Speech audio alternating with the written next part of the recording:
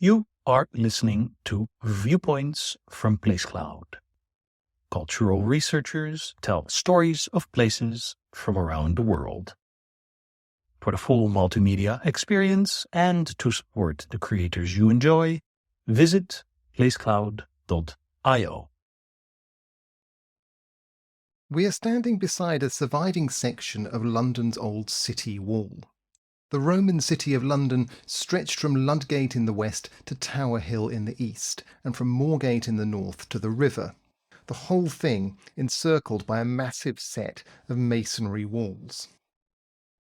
The section we are standing beside here on Noble Street is one of the most substantial surviving portions of it, and it continues the other side of London Wall to the north into the Barbican estate. Now, looking down on it here from street level, it's clear how much the ground has risen with centuries of development and detritus. There is nothing really of the Viking Age about these remains. What you can see is Roman in its lowest courses, and medieval or early modern higher up, including parts that were substantially repaired and replaced as late as 1700.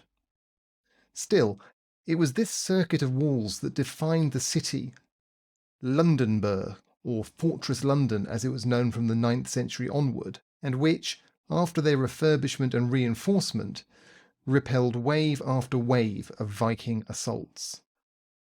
For at least 4 centuries after the collapse of Roman rule in Britain, the city of London was left to decay, with the exception of a small area in the vicinity of St. Paul's Cathedral. It was only in the mid-9th century that people began to return inside the walls and to redevelop the city. One of the catalysts for that is likely to have been Viking raids. From the 7th century, the main London settlement had been further to the west, around what is now Covent Garden, outside the walls. Known as Londonwich, it was in decline by the 9th century, and suffered 2 devastating attacks at the hands of Viking fleets striking up the Thames, one in 842 and the other in 851. There is little evidence in the walls themselves to suggest how they were maintained during the Viking Age.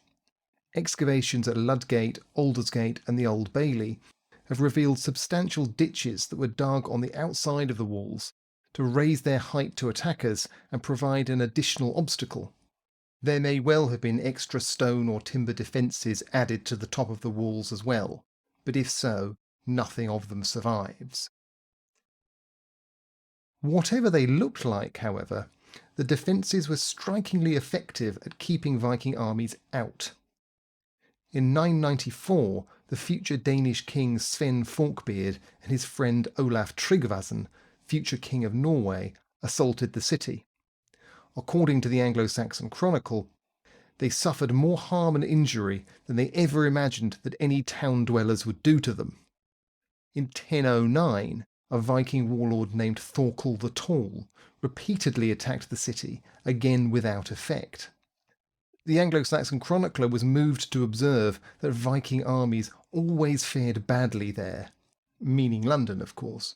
And so it seemed. In 1013, the Danish king Sven Forkbeard assaulted the city again, this time from the west. His army, fresh from capturing Winchester, seemed to have attacked from the river, and according to the Anglo-Saxon chronicle, a great part of his people were drowned in the Thames. Things went from bad to worse when the inhabitants of the town would not submit, but held out against them with full battle. Finally, in 1016, Sven's son Canute arrived at the walls. A poem composed in Old Norse around the time of the siege revels in the carnage unleashed. Once again, wrote the skald, we feed the raven with the blood of Englishmen. Now there's no doubt that plenty of the red stuff did get spilled on both sides, but once again the siege failed. When Canute entered London for the first time, it was after a brokered peace, not through conquest. Now, just across the way is the building that houses the Museum of London, or at least it will do until 2024 or 2025, when the museum moves to its new home at Smithfield. On display there is an extraordinary collection of artefacts that date to London's Viking Age, including a huge haul of weapons dragged from the Thames at the north end of London Bridge near the river wall. Massive two-handed axes, spears, and a grappling hook. Now it's very likely that these were weapons wielded by those long-lost Viking attackers in their many attempts to breach Fortress London.